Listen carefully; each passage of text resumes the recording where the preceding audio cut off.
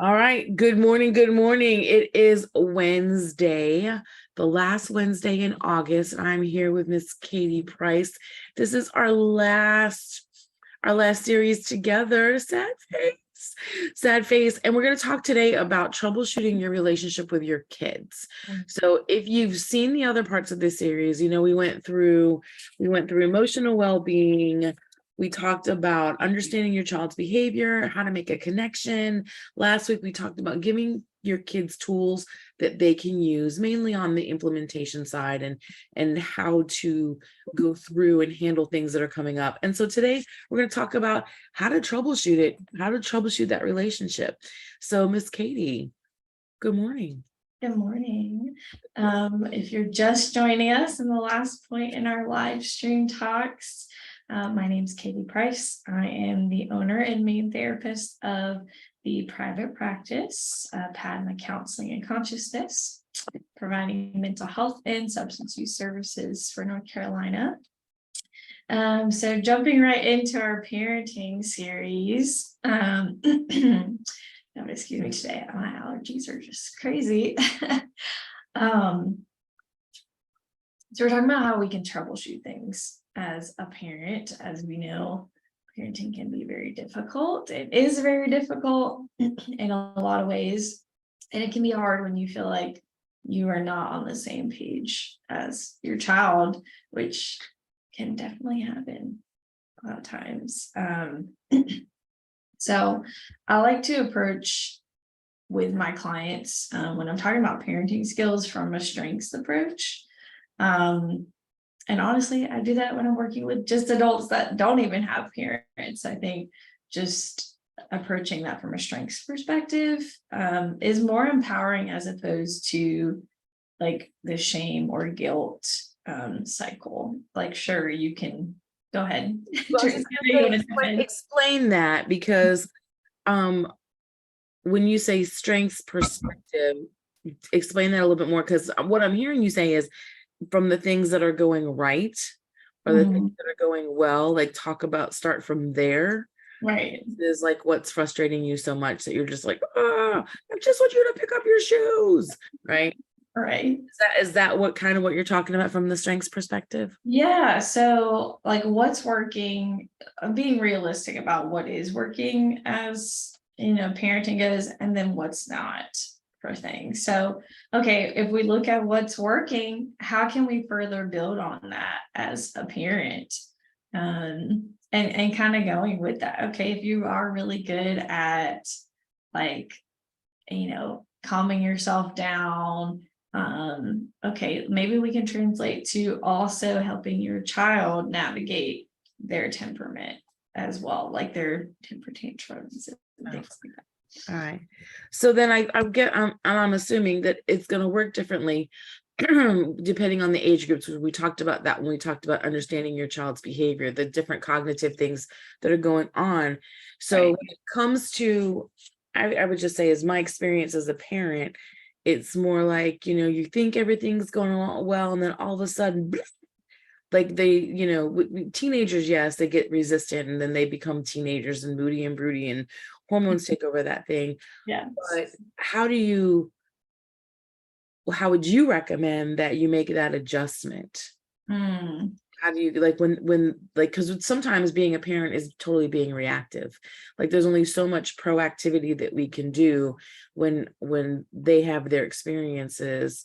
How can you help us become from reactive to proactive when they're changing the game on us and acting completely contrary to what we expect? And my experience that happened, my older son James was pretty consistent. He was the way he was, right? But my younger son Steven, he was like one way at home and then a completely different way at school. And it wasn't until like the teachers called me and I had to go talk to guidance counselors, and then I thought they were talking to me about the wrong child, because the person they were explaining was not the child that I knew. So how can we navigate that kind of thing? Yeah. I think that first of all, that can be really difficult. Especially now, like, you have no idea what's going on until you're kind of aware of things, which just further emphasizes like how important it is to continuously be in communication with everyone that's involved in your child's life. That is the guidance counselors, that is mentors, that is their coaches, that's all the people involved in our lives, just so that you can make sure you're informed as much as possible. Because sometimes we aren't going to always catch everything as a parent, right? And I think the children can also feel more comfortable around different people or display different behaviors around different people.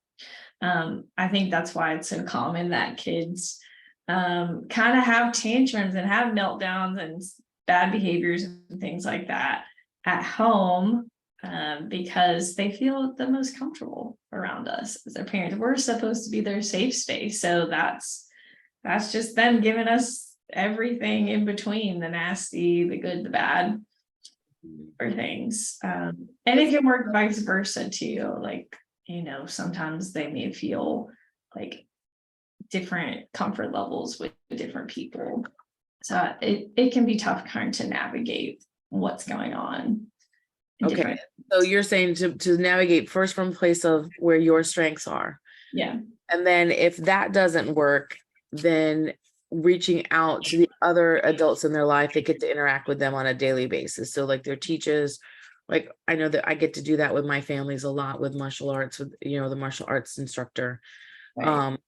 Just reach out to the other people, the coaches, and get their perspective. I think that's something that is a challenge at first, because there's a lot of guilt. Yeah. Like moms carry a lot of guilt. And why didn't I notice? Why didn't I see it? Why can't I help them?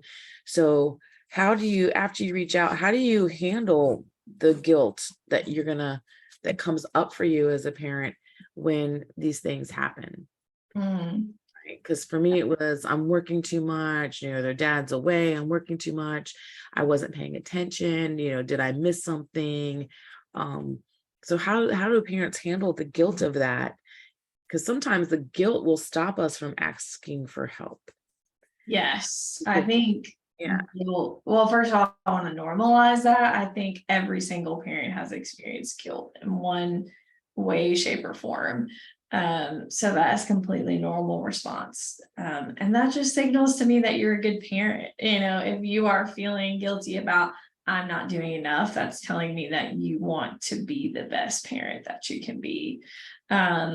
With that being said, I agree with you. I think that, while guilt is a somewhat normal feeling, it also can keep us paralyzed from moving forward. I call it like the shame and guilt cycle, right? We might feel shame from other people or perceived shame. They might not actually be shaming us for not doing enough. And then we internalize that guilt, right? We make it personal and say, oh my gosh, like I really am not doing enough because, they're not making good grades anymore, or, why is it me? But I think that does keep us paralyzed for things. Yeah. And I know for me, sometimes we feel like we have to handle it alone. That we have to handle it, like it's our responsibility. But the one thing that saved me, that I always think of that time fondly, and is my friend Brenda Toussaint. She was our neighbor, and we really supported each other because our husbands were both gone a lot. Yeah. So having that person to call on, her and Buffy's story, like they were such an integral part for me being able to do what I did, knowing that I had like these other moms that I could call that could help me, and knowing that I could call them and they weren't judging me when I called, right? They weren't doing that. They were just like, what do you need? What do you need? And I was the same way. What do you need? What do you need? And having that, knowing I didn't have to do it alone. And one of the funniest stories is my older son, got called because the girls they called me because girls were playing in his hair at school. Like they called me, like, right, he had hair. What am I gonna say? But they're like, well, we keep telling them to stop and they won't stop playing in his hair. So I said, fine. So I called my friend Buffy and I said, hey, Buffy, I got a problem here. This is what's going on. Can you take James to the barber shop before or after football practice? And she's like, sure, what do you want? I said, I want all of his hair gone. Right. And so she said, sure. She didn't question the decision. She's like, sure. So she helped me, like, because I couldn't. I was working, and if I hadn't had her to do that for me, we would have had this ongoing problem. But Buff took him to the barber, and he showed up to school without any hair. Problem solved. Right. So knowing that I had people like that were my ride or die, that had my back, made it easier. So if you don't have that, I want to I digress a little bit, because sometimes we need that. Yeah. But if you don't have that, what do you think is the first step in creating that? It's a good question. I knew you were going to navigate to that too. Well, it's a common question. I think it is really hard, like, as a parent, to make friends, but even like harder as just an adult, just in general, right? Like, the older you get, the harder it is to make friends, because people do get so involved in their family and their own lives and things like that. I always tell people, just start with mutual interest. So, like, it was easy when you're in school or in college. You take the same classes, you live in the dorms together, you see each other every day. So it's easier, it's familiar. So I tell people mutual interest. So whether that's your religious organization, volunteering in the community, something that you're passionate about, and is gonna attract somebody else that has similar passions and beliefs as you, or even just fun things like, I don't know, joining a soccer team, or pickleball is really popular, like, things like that, to even just Wine and games, that counts too, right? yeah, that too, like community events, joining a yoga class, like. All right, so then I'm just going to speak from my perspective, and even now, I'm noticing even now that I'm putting this on as a priority for myself. Is sometimes we get so busy that we don't make that, and we talked about this in week 1 about emotional well-being and self-care, about making sure that we're putting things into our day and our life and our time that put back in to us. So sometimes when you're in that moment of, run, hustle, dinner, school, like, we don't make time to do that.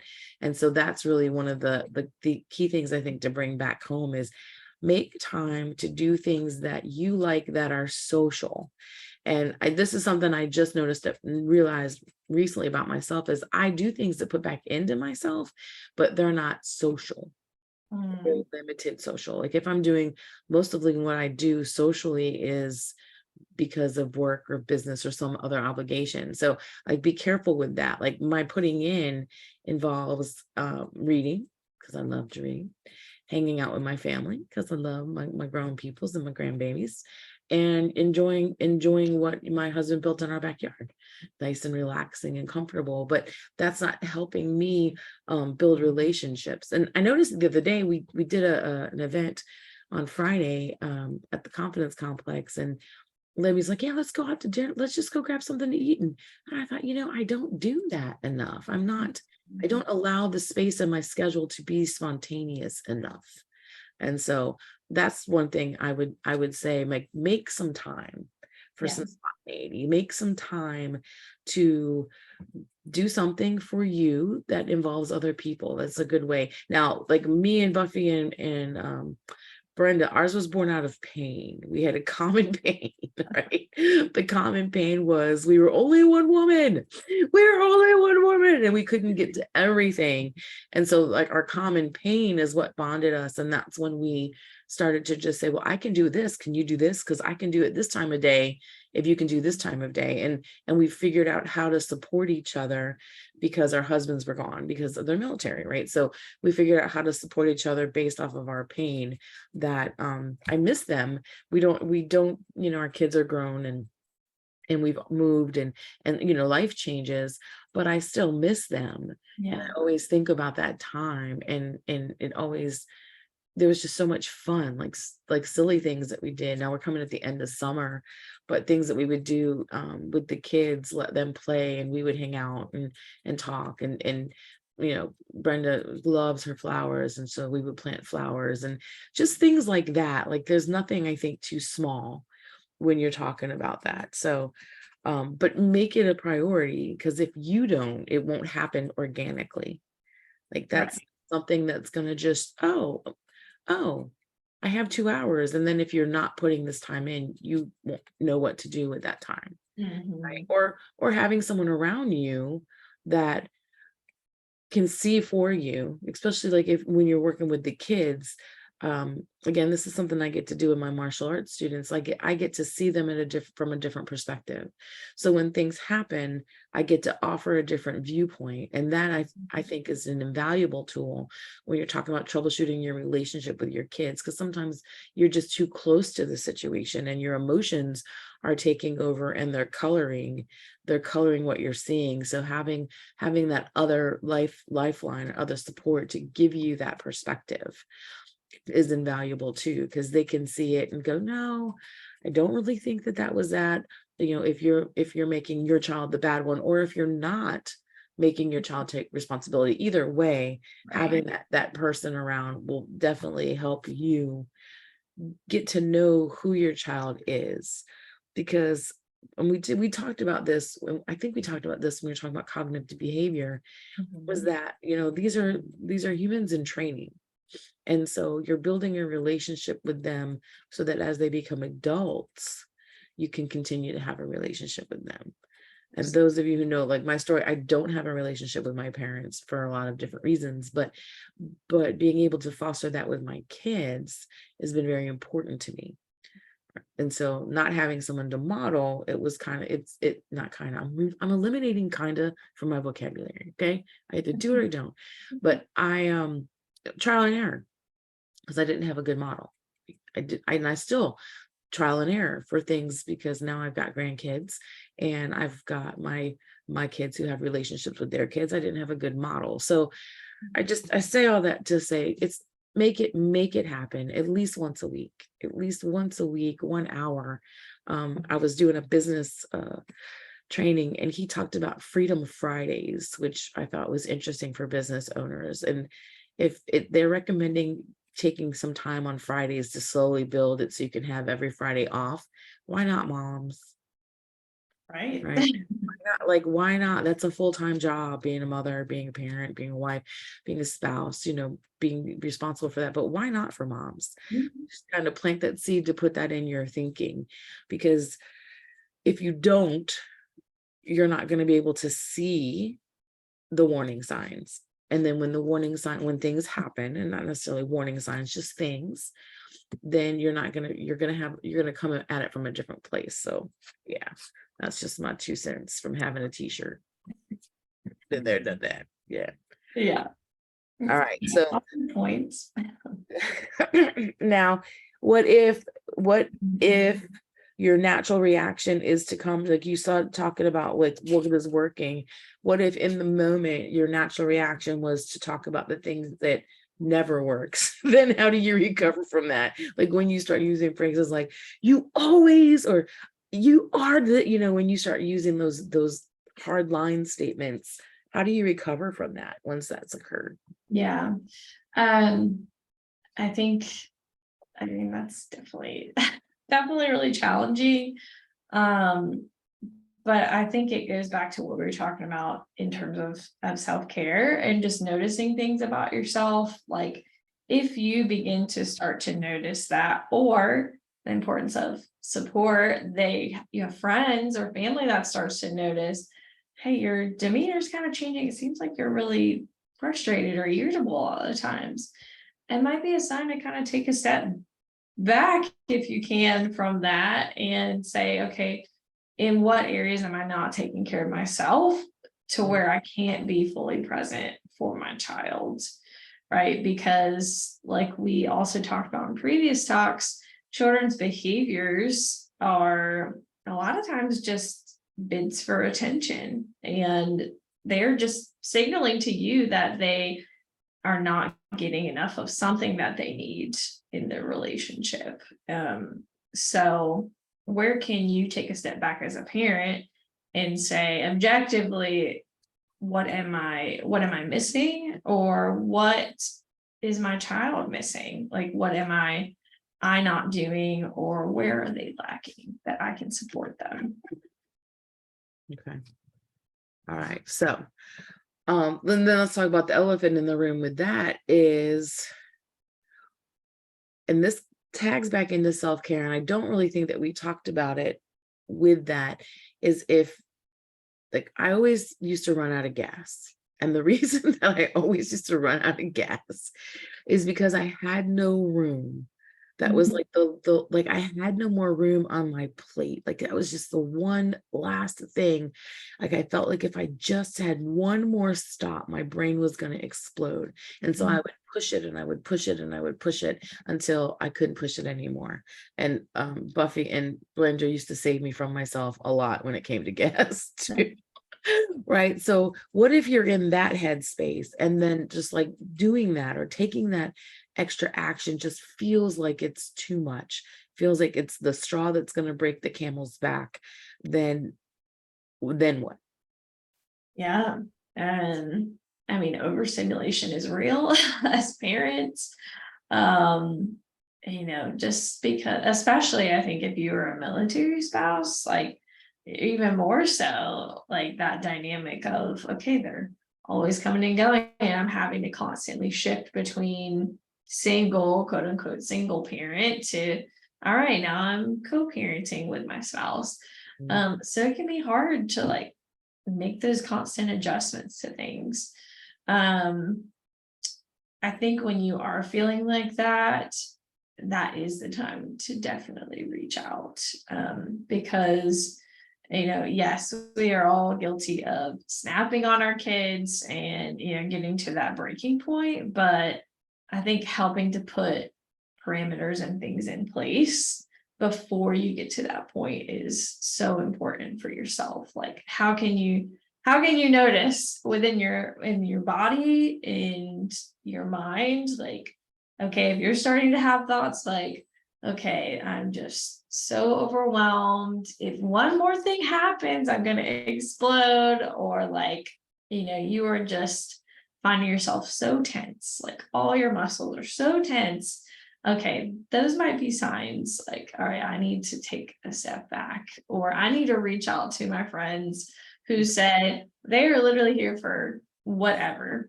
Yeah, because whenever that would happen, like I didn't want to stop to get gas because I felt like I couldn't do another thing, but it would always create a whole nother thing, right? Because then I was out of gas. So not only was I still not, like I was still behind schedule, I had to find someone to get help, and then I had to wait for that help to come. And then it created a moment where I could just be like, why did I do this to myself? Right. So then we've got like all of that coming in. So yeah, I think it's definitely things to do before you get to that point, because and that's why we started with emotional well-being, because it all boils down to, if you aren't taking care of yourself, then you cannot take care of your family.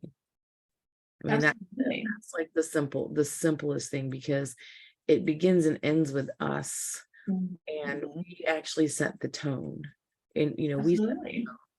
So like bringing it back full circle, if things are rocky and feel frenetic, then look in the mirror, and just like any other problem, what can you control? Right. Because we can't control our kids' behavior. We can control the environment, right, control our relationship, our part of the relationship, but we can't control what they do. And when you get into like, trying to do that, that's when everything escalates, right? That's when everything starts to go all crazy. So like just bringing it back full circle, you've got to take care of you and own the power that you have as the parent to be the parent. That's sometimes uncomfortable, but my favorite line is Denzel Washington, Training Day. You want to go to jail or you want to go home? Like you have that power. Like you can Mhm.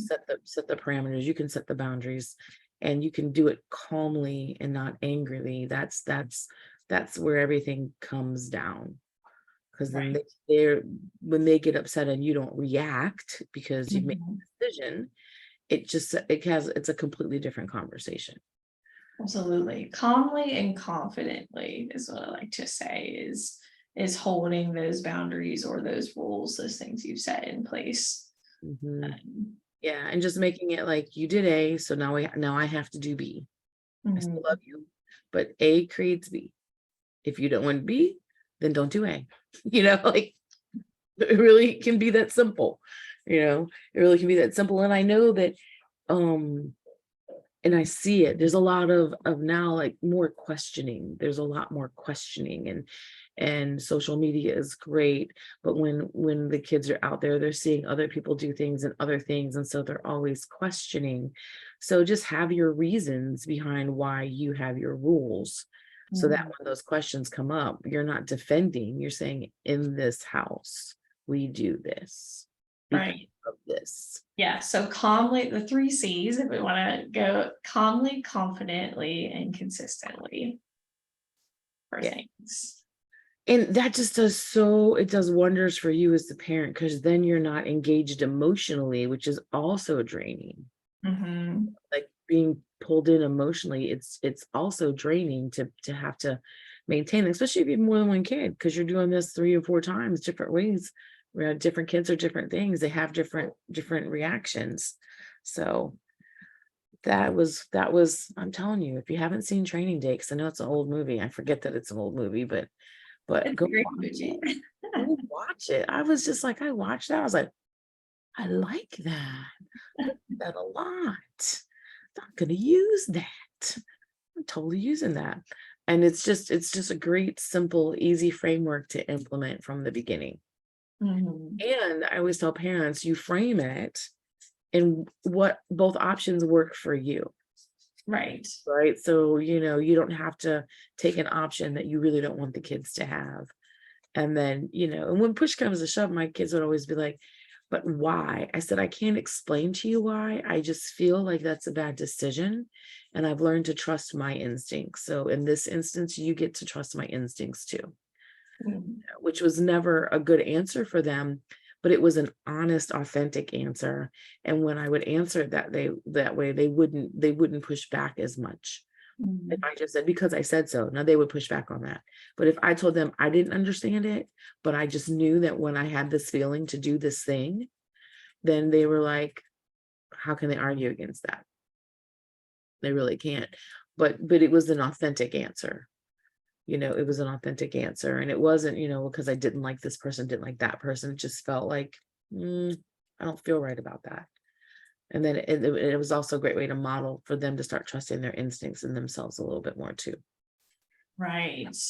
Those are really good key points you brought up too about the authentic answers, because us as parents, we are not going to have all of the answers to things. And I think you can be honest with your kids in that, especially as they get older and have more questions for you, is to Google and now AI, right? Because we haven't even talked about that. ask Chat GPT what's going Right, like they could be using it. I think parents like sneaky. They could be using that. How do I get my mom to say yes? Like they could totally be using AI against you. So don't think it's not for you, right? Don't think, I mean, it could be a tool. You never know. The smart ones, you always have the kids that they're always smart and thinking and pushing. So it could be another use for AI. I'm just saying. right. Sneaky but true.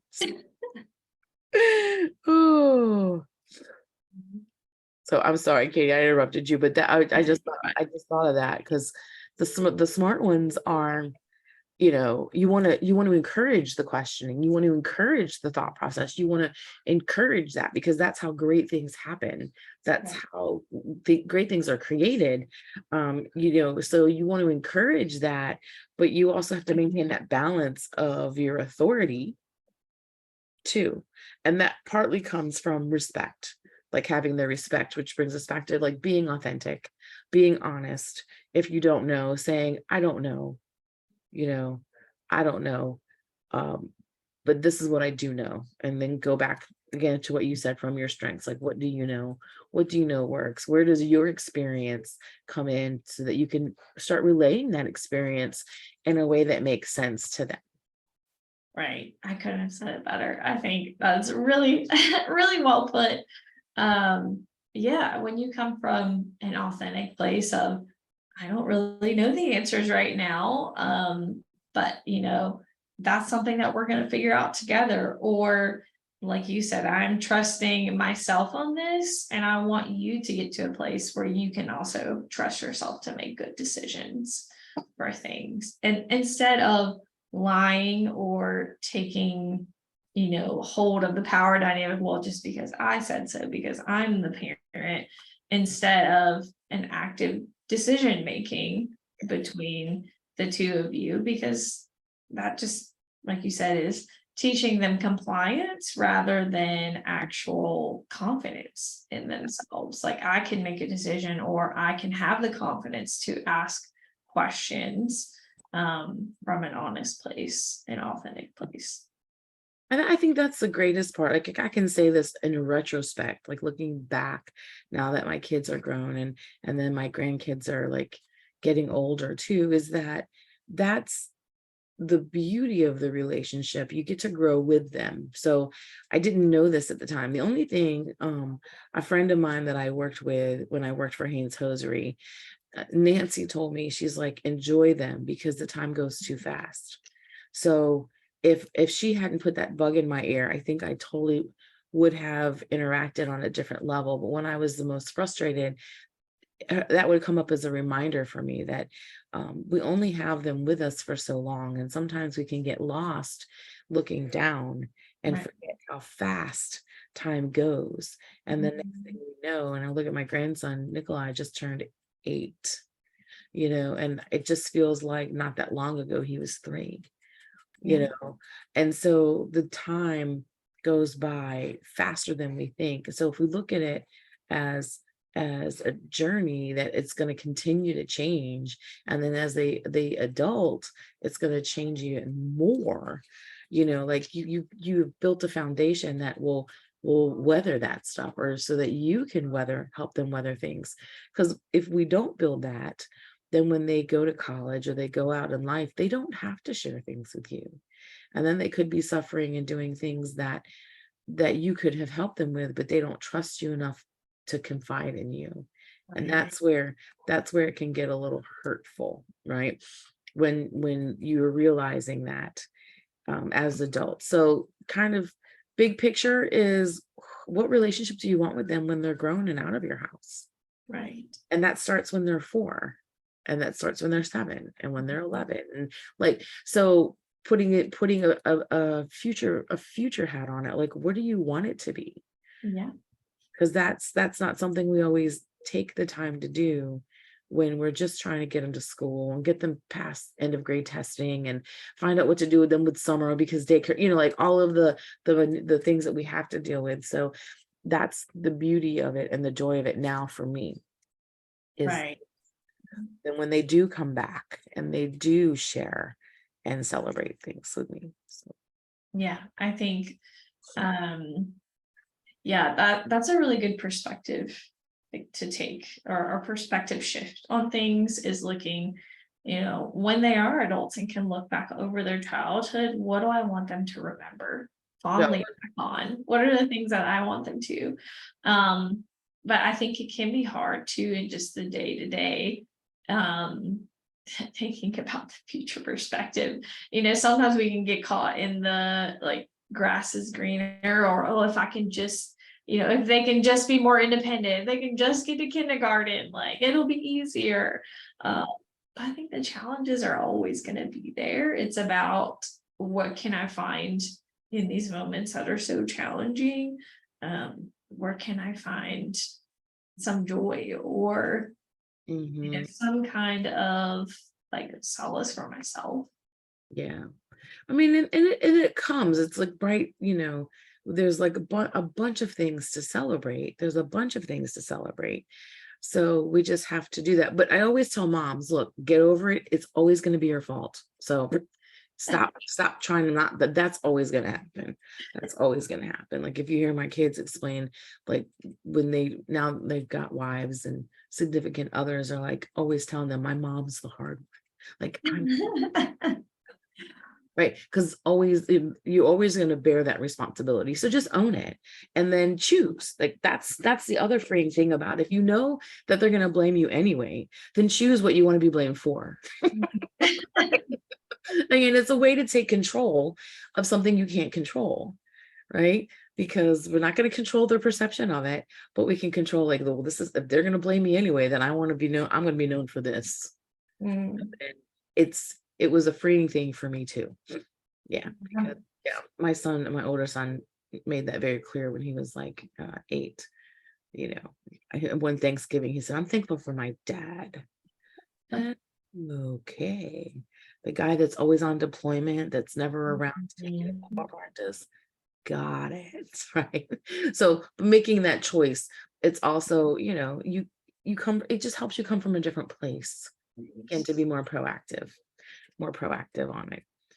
And to enjoy, like you can own the role. Like if you want to be Cruella, be Cruella. I was always the one to ask. I always ask the hard questions, and I demanded a certain level of excellence and respect. I'm okay with that. I'm okay with that. Yeah, I think you highlighted a good point of, you know, just knowing and owning that we will make mistakes as parents, and we're not going to catch everything, even if after this whole series you've learned some stuff, you've started to implement things, you started to make changes, you're still going to mess up. It's just inevitable. Like we're people, we make mistakes, but I think owning that and repairing the relationships when you can. It's never too late to repair, even if your children are grown up and adults and you have a difficult relationship. It's never too late to continue to start the repair journey with them. Agreed. You know, and just owning those mistakes when they happen. Right. Because they do happen. Because communication is, you know, there's always a different way that they may receive something, and not just your kids, right? This happens everywhere. Yes. So just owning it and saying, that wasn't my intention. I apologize. You know, I'm sorry for that. I had to do it in class last night because I assumed something and didn't make something clear, and it created a situation for a student. I said, that is my fault. I apologize to you. I assumed this, and that was my mistake. Yeah. You know, and then I cleared it up. So like that's all I could do in that moment. Own that mistake, clear it up, and then help the other students not have the same experience. So yeah. So basically I think we're just saying, you know, to troubleshoot it is to just be aware of it. Right. And to take into consideration everything, and to ask for help with your friends or organizations. If you're a military spouse, you have the FRG groups. You've got a whole organization of people that are going through the same exact thing that you are, that you don't have to go through alone, that you can leverage other people's experience and knowledge to navigate it more easily. You don't have to depend on just online groups, but you have all kinds of online groups, right? So you've got the groups in the community, you have the online groups, you have professionals. Last week we showed you how between myself and Triangle Rock Club, you have outlets that are going to support you in what you're trying to create. So if you're struggling, just go start somewhere. Yeah. Right? Like just go start somewhere and begin the process, because it's never too late. It's never too late to pick up a new skill. They'll always challenge you. And the better parent you are, the more challenged you're going to be, because you're creating an amazing human being. And an amazing human being is going to keep pushing you to up your game. Right? They're always going to be pushing you to up your game. And you shouldn't look at that as a bad thing. And even if it's in a spot, like if it was math, if my kids were math, I couldn't do math. I have to go find someone who can help with them that. And that's where understanding it takes all of us to get this done. It frees you up to do that you don't have to take that on. You know, there's that is the great thing about the world that we live in. We are not isolated. We're not isolated by geographics. Like you could find someone anywhere. And with everything, with just YouTube and knowledge and classes and skills and ebooks and courses, there's just so much out there that you can start. You can go on Google, do a quick search today and what your problem is, and go find a resource to help you get started. And I think that's really that's where we probably want to leave it, is just get started. Yeah. Just get started, and you will have access to the whole series. I'll put it on Facebook where you can go and access the entire library.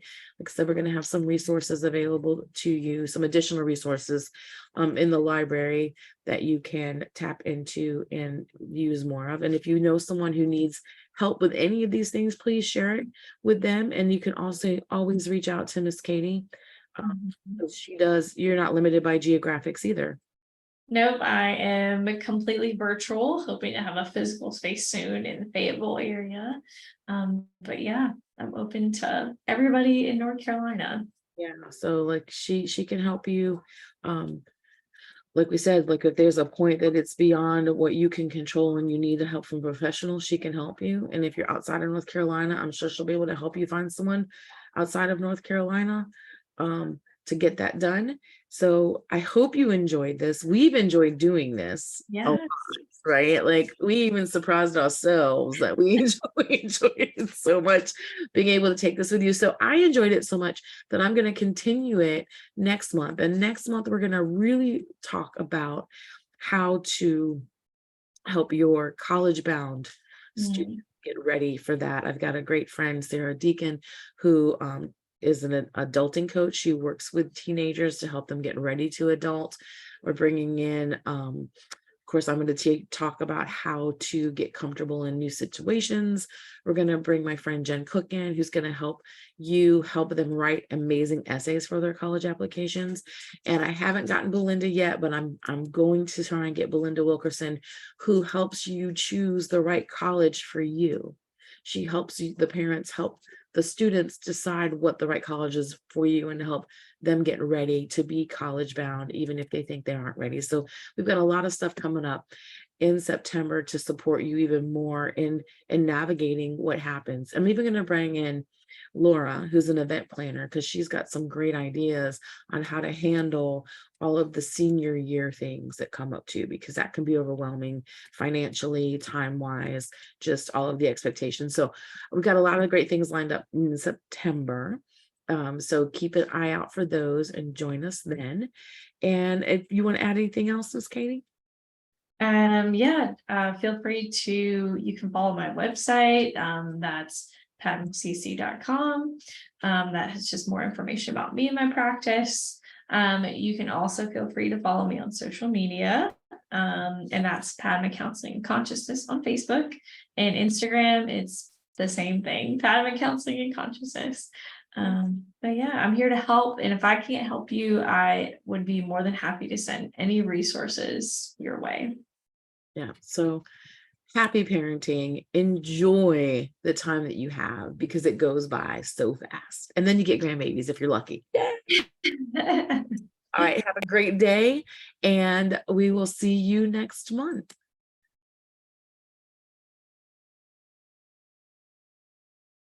Yeah, I think that was a good way to end it.